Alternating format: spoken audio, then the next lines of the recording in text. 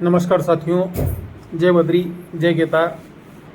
आज से ऋषिकेश से मैंने चार धाम की यात्रा शुरू की है और लोग यमुनोत्री, गंगोत्री, केदार, बद्री करते हैं, लेकिन मेरी यात्रा उल्टी हो रही है। मैं सबसे पहले पहुंच रहा हूं बद्रीनाथ, फिर केदारनाथ, फिर यमुनोत्री, गंगोत्री की यात्रा होगी। आज ऋषिकेश से बाइक द्वारा देवप्रयाग, रुद्रप्रयाग, कर्णप्रयाग, नंदप्रयाग और धारी देवी आदि के दर्शन करते हुए जोशीमठ पहुंचने का निश्चित किया था, लेकिन चमोली से जोशीमठ के बीच में जोरदार बरसात होने की वजह से रात्रि विश्राम जोशीमठ से 20 किलोमीटर पहले ही एक अच्छा रेस्टोरेंट है टिमरी जी का, उनके यहाँ किया है।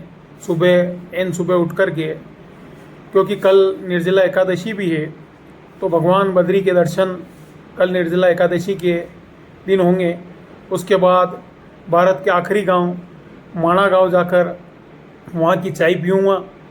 माँ सरस्वती नदी जो सिर्फ माणा गांव में ही दिखाई देती है, माँ सरस्वती नदी का जल पी करके उसमें स्नान करके व्यास गुफा, गणेश गुफा आदि ऐसी चीज़ें हैं। उससे आगे भी बहुत स्थान हैं, लेकिन वहाँ जाने का साहस नहीं है, क्योंकि कठिन चढ़ाई है और थकान इतनी हो जाती है कि आगे नहीं जा पाएंगे।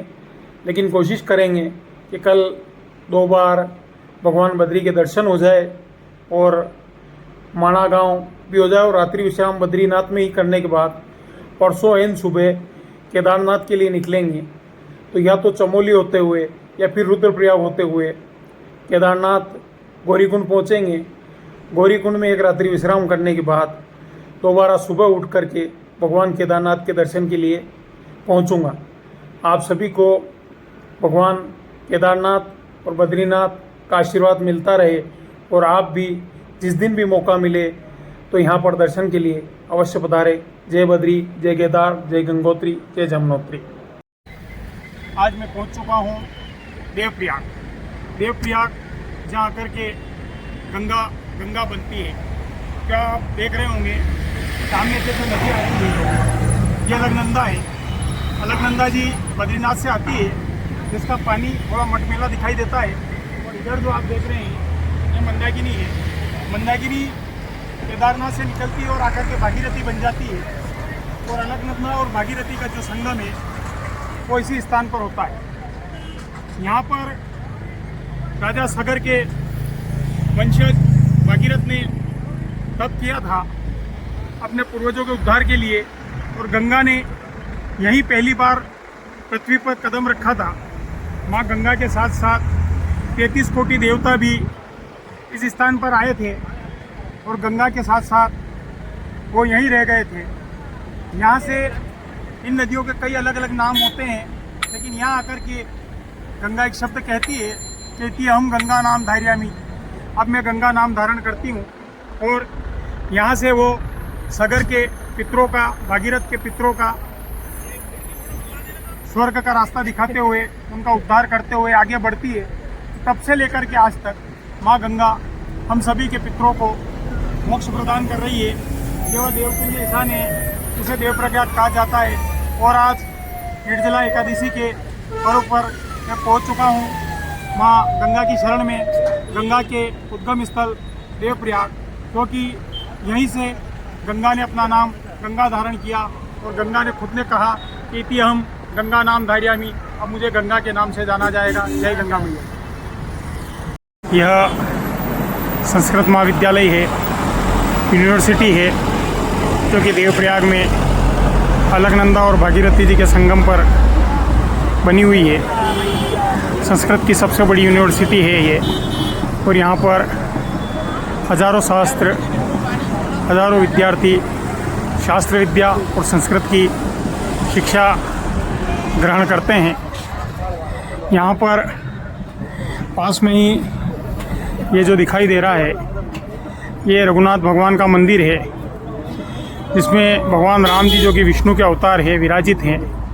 और ये बहुत ही प्राचीन और बहुत ही प्रसिद्ध मंदिर माँ अलकनंदा और भागीरथी जी के संगम स्थान पर जहाँ पर माँ गंगा गंगा के रूप में अपना नाम धारण करती है, वहाँ पर स्थित है।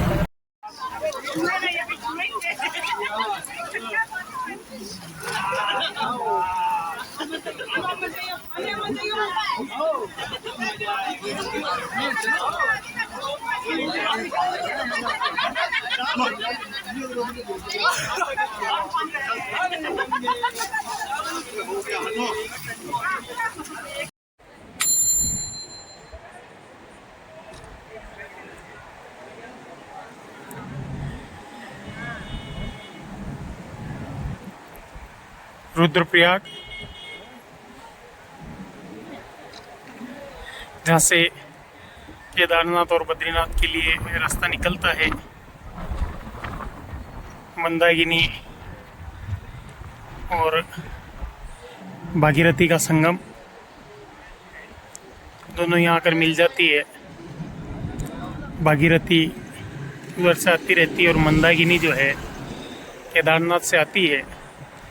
दोनों ही बड़े शांत रूप से यहाँ मिलती है और दोनों का फिर एक नाम भागीरथी हो जाता है और दोनों आगे बढ़ लेती है। मैं बैठा हूँ केदारनाथ जाने वाले सड़क पर, क्योंकि रुद्रप्रयाग के यहाँ से एक रास्ता बद्रीनाथ और एक रास्ता केदारनाथ के लिए जाता है और यहाँ पर भी मंदाकिनी और भागीरथी का संगम होता है। पंच प्रयागों में से दूसरा प्रयाग, पहला देवप्रयाग और दूसरा रुद्रप्रयाग। आज देवप्रयाग के दर्शन कराए, उसके साथ ही साथ अब आप दर्शन कीजिए रुद्रप्रयाग के। जय माँ मंदाकिनी, जय माँ अलकनंदा, जय माँ भागीरथी, जय केदार, जय बद्री।